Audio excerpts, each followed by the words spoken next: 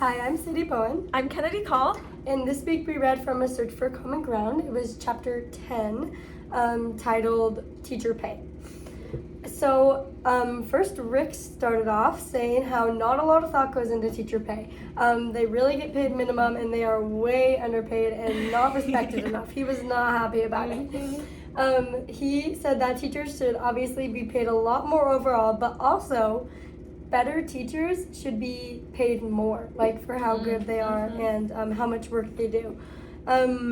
He said that schools, they seem to continue, like when they get more money, they continue to increase the amount of other random staff they have and stuff. Like there's a lot more people that are put in the office and help with cleaning and stuff, but teacher pay is never really raised. Instead at schools they just continue to add all these random people who aren't that helpful, honestly. And he said that they should only hire staff if it lightens the load of the teachers.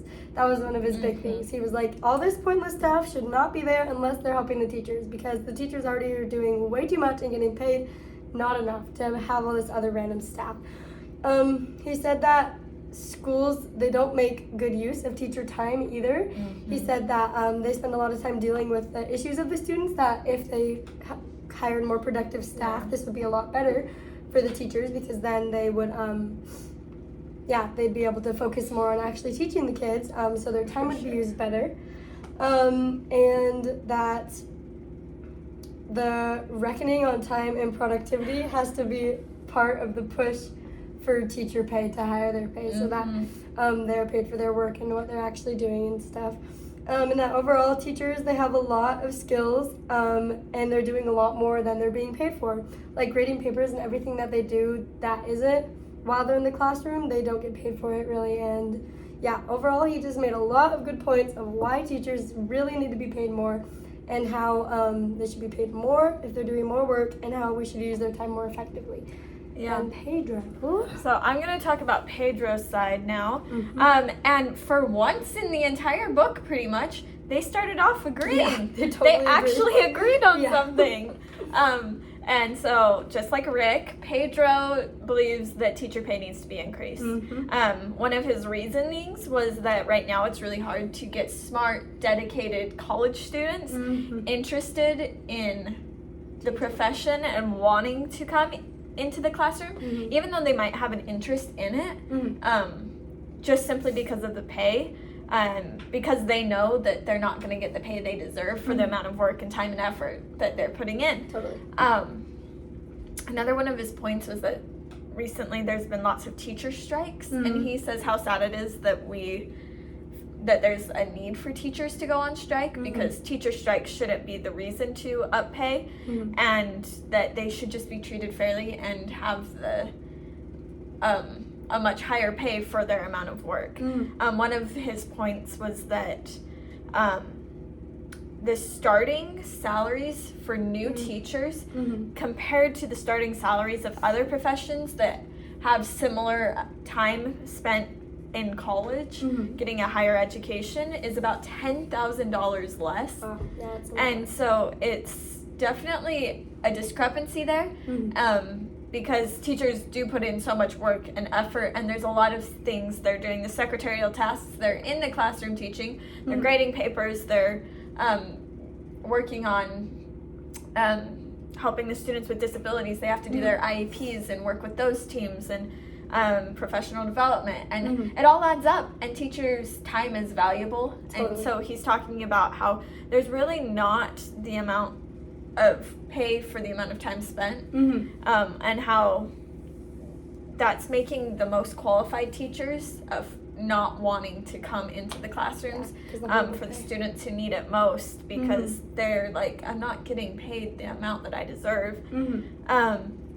He also said something about how promoting teacher professionalism would help, because it would make it so that teachers were more qualified. And so he was saying how he thinks that perhaps that would help everybody else see the importance of teachers. Because in some places there's they were starting to like hire less qualified teachers because those were the people who were willing to work. And of course they're grateful for any teachers because in order for students to learn there has to be educators, but he's saying how it's important that we are getting the qualified teachers, and one of those things would be to up the professionalism and make it feel like a very professional occupation as well.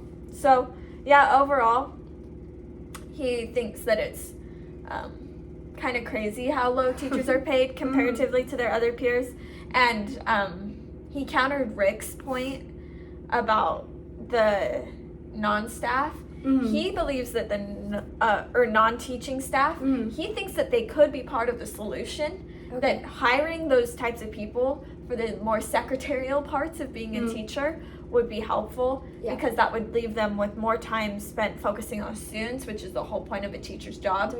And so I definitely think that he was just trying to say how there's solutions, but none of them are perfect solutions. So it's difficult to actually up teacher pay, even though it's very blatantly obvious that it needs to be fixed. Totally.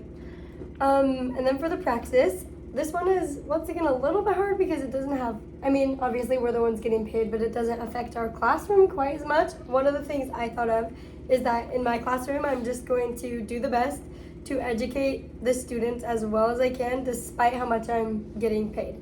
If I'm at end up at a private school and am getting paid more, or whether I'm at a public school and just am getting paid normal minimum amount, I think it's really important that we work as hard as we can as teachers to just educate the students the best we can and prepare them for society and to be productive members of society, even though we aren't getting paid that much.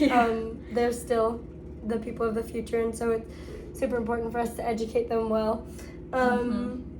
Also, I believe that I'm going to try my best as a teacher to get a high grade education so that I will feel super prepared to teach any level of schooling, and even more specific teaching things that I need to know and stuff.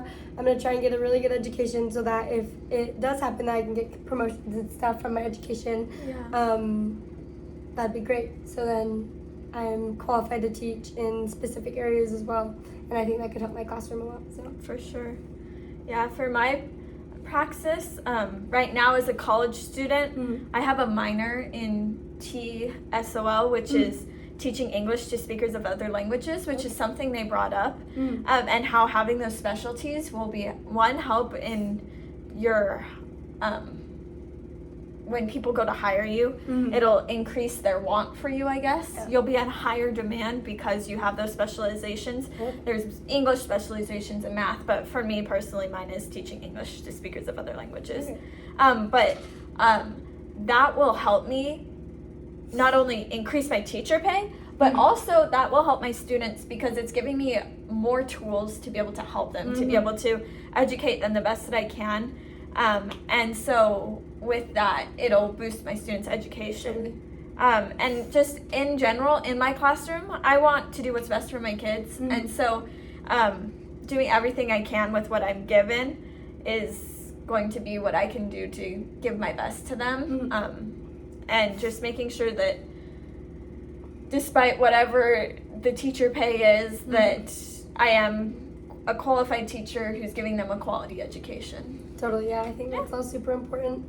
And finally, for the reflection, I think overall they both, as we said, agreed that teachers are just so underpaid, and it's not fair at all. They should be getting paid that at least $10,000 base pay more, because they do so much for the upcoming generations and stuff, and they really aren't as appreciated and respected as they should be. They literally hold the future of the country in their hands by educating these students, because students listen and love their teachers most of the time, so teachers really should be given more respect and pay for how much they do for the country. Yeah.